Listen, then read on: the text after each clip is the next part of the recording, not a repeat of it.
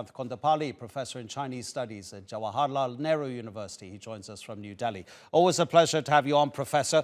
Do you think it's about time the United States updated its accord or understanding with Taiwan and basically does the same that it does with Japan, that if Japan is attacked, the US will protect it? Well, on the September 24th, the Quad meeting mentioned about the East China Sea and South China Sea. Of course, they didn't mention either China or Taiwan as a part of this Quad meeting in Washington, D.C., the in-person meeting of the four countries, United States, Japan, Australia, and India. However, in 1979, the United States has the Taiwan Relations Act, which tells the president to provide defensive weapon systems to Taiwan if there is a shift in the cross-strait balance of power. So based on this, the United States had sold several arms to Taiwan since the 1990s, billions of dollars, yet the situation has not changed completely. Of course, the Chinese have been suggesting that the 1992 consensus between the Chinese Communist Party and the Kuomintang, which is the former ruling party in Taiwan, they have had a certain consensus in 1992. However, the current ruling party, the Democratic Progressive Party, is not a party to that 1992 consensus. So when President Xi Jinping and President Ma Ying-jeou met in Singapore a few years ago, the current president does not acknowledge the 1992 consensus. So China is angry, number one. Number two, also in the 19th Communist Party Congress in 2017, President Xi Jinping mentioned about 6 no's, which basically means that anyone having relations with Taiwan, the Chinese will retaliate. Also, during the 100th anniversary of the Communist Party of China, this July, President Xi Jinping spoke about breaking heads for those who support Taiwan.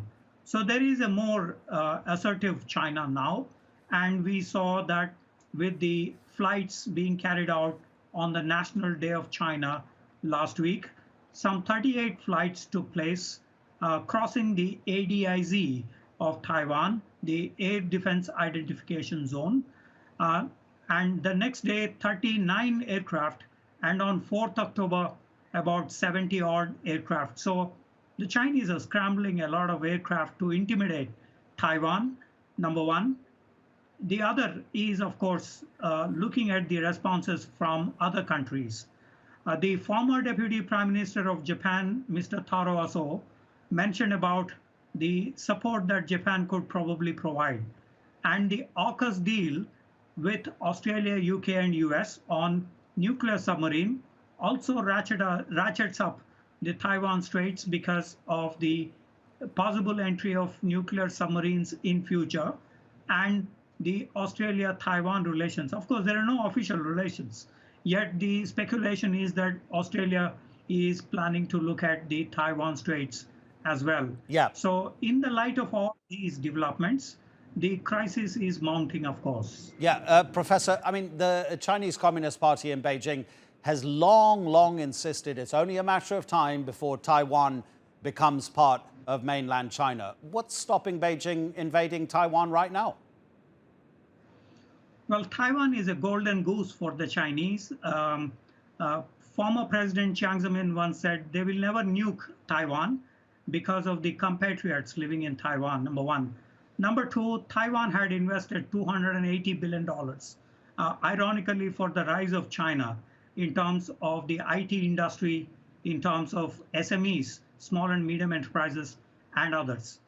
So this is a golden goose for China, which it doesn't want to destroy because it is laying golden eggs every day for the Chinese. Thirdly, of course, the Taiwanese also have a highly militarized, modernized military, which means that the losses on the part of China will also pretty high. For instance, the Taiwanese developed Xiongfang cruise missile, which can land in most parts of China, especially on strategic hubs in Shanghai or in Beijing. So this is one deterrent that Taiwan has been able to gather in the last few years of modernization. The other, of course, is Taiwan is a democracy, and it results in huge international outcry. And finally, of course, any crisis in Taiwan Straits would affect the insurance, shipping, and other costs if there is a blockade by China of Taiwan Island. So this will result in global economic turbulences, which of course will also affect China. This is the worst time for the Chinese as well, because there is a lot of reorganization happening. The Evergrande, the other Alibaba or other problems that China is facing right now would further complicate if there is a military action by China on Taiwan. Yeah, absolutely. Evergrande being the Chinese property company that is actually the most indebted company on the planet. Professor, really, thank you so much indeed. Very instructive. Srikanth Kondapalli speaking to us from New Delhi.